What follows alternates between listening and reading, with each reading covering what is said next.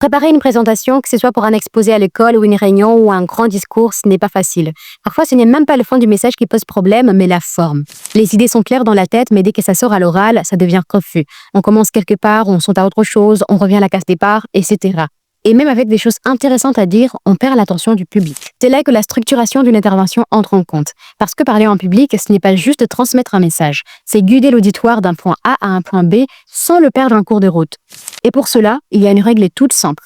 Pensez en 3 temps. Début, milieu, fin.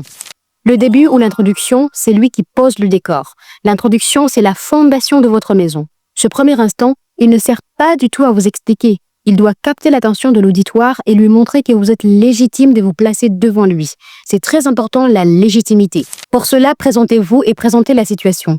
Poser une question ou une petite tension, ça suffit souvent pour capter l'attention. L'objectif ici, c'est de donner l'envie à l'auditoire de vous suivre. Maintenant que l'attention est là, on peut entrer dans le milieu. Le milieu ou le développement, c'est les moments de présenter vos idées, mais sans surcharge. Privilégiez toujours la règle de 3.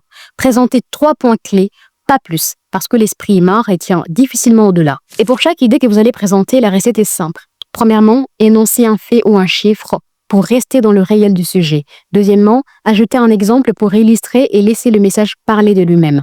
Et troisièmement, énoncez une valeur. Pour cela, répondez aux 2 premières questions. Vous allez faire ça avec tous les 3 points que vous allez aborder en enchaînant avec des transitions simples.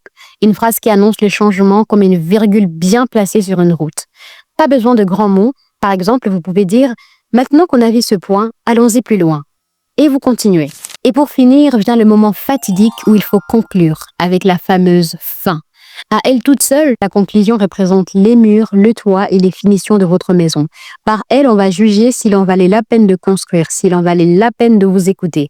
Dans la conclusion, on veut à rappeler ce qui a été dit sans se répéter. Et surtout, on termine en ouvrant quelque chose. Une question, une image forte, quelque chose qui va continuer à exister après la représentation. Un bon discours ne se ferme pas. Je résume rapidement tout cela. Pensez toujours à la règle de 3. C'est quoi la première chose qui va capter l'attention? Quelles sont les 3 idées à faire passer? Avec quoi les illustrer? Et comment finir sur une image claire, un appel à réfléchir, un appel à l'action?